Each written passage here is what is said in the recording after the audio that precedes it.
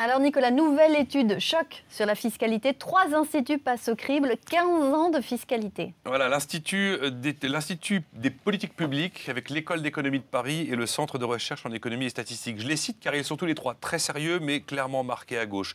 La conclusion, c'est quoi? C'est que Lionel Jospin aura été le Premier ministre des 35 heures, que Jacques Chirac aura bien effectivement été le président des riches, avec la hausse des niches fiscales et le premier bouclier, le bouclier numéro 1, mais que Nicolas Sarkozy n'est pas le président des riches. En fait, il est le président des rentiers, car il a baissé l'ISF et il a créé une taxe exceptionnelle sur les très hauts revenus. C'est pas comme président des riches. Alors, cette étude confirme qu'il y a un problème de fiscalité en France. Là-dessus, on est d'accord? Il n'y a aucun problème. Il n'y a que la moitié des ménages qui payent l'impôt sur le revenu.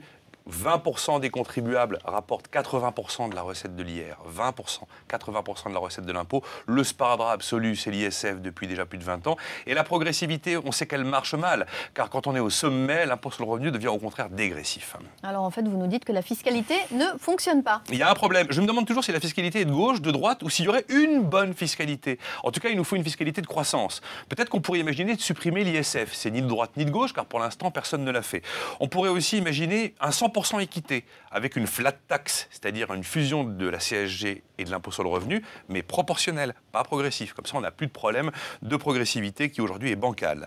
Il faudrait évidemment monter les impôts qui sont les moins pénalisants et les plus efficaces. La TVA, la CSG, vous verrez, ils le feront tous après l'élection. Baisser les impôts les plus pénalisants, a priori l'impôt sur les sociétés, les entreprises ont besoin de rentabilité, et baisser la fiscalité sur le capital, car on a besoin de capital pour créer de la croissance, et sans doute baisser la dépense publique. Là, il n'y en a aucun qui le propose, tout simplement de manière vraiment sérieuse et marquée dans les programmes que nous connaissons aujourd'hui. En tout cas, il faut changer, c'est évident. Nous ne pouvons pas rester dans une économie du passé qui est faite pour les vieux et pour les rentiers.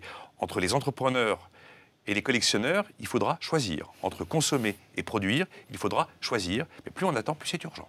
Et on fera ce choix. Merci Nicolas Dose.